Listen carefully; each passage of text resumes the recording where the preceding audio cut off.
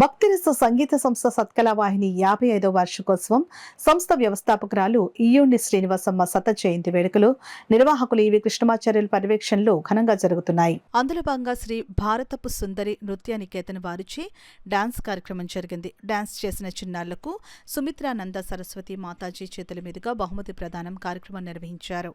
కార్యక్రమ వివరాలను సత్కళవాహిని వ్యవస్థాపక కార్యదర్శి ఈవి కృష్ణమాచార్యులు మీడియాకు వెల్లడించారు. ఈ కార్యక్రమంలో సత్కళవాహిని సభ్యులు, చిన్నారుల తల్లిదండ్రులు తదితరులు పాల్గొన్నారు.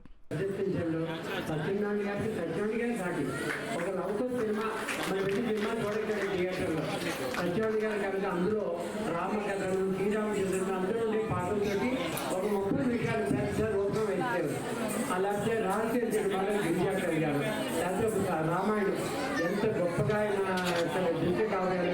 గత సంవత్సరం షిరిడి సాయిబాబా చరిత్రని 50 మంది కళాకారుల చేతికి వేదిక మీద చూపించారు. మరి అటువంటి మరి ఈసారి కుదించే కార్యక్రమం తల్లిదండ్రులు ఆశీర్వదించాలి పిల్లల్ని. అంటే మనం క్రమశిక్షణ లేకపోతే మన బిడ్డలకి ఏమి క్రమశిక్షణ నేర్పుతాం? అసలు మనమే క్రమశిక్షణ లేకపోతే బిడ్డలకి ఎలా నేర్పుతారు క్రమశిక్షణ? అసలు కాబట్టి ఒక ధర్మం ఉంది. మనం ఏ పాత్ర తీసుకున్నామో ఆ పాత్రకు ఒక ధర్మం ఉంది. ఆ ధర్మం ప్రకారం మనం ఆ ధర్మంతో మనం జీవించినప్పుడు మన బిడ్డలు కూడా అది ఫాలో అవుతారు తప్పించి. ఇప్పుడు చూడండి ఎంత సైలెంట్గా ఉండదు.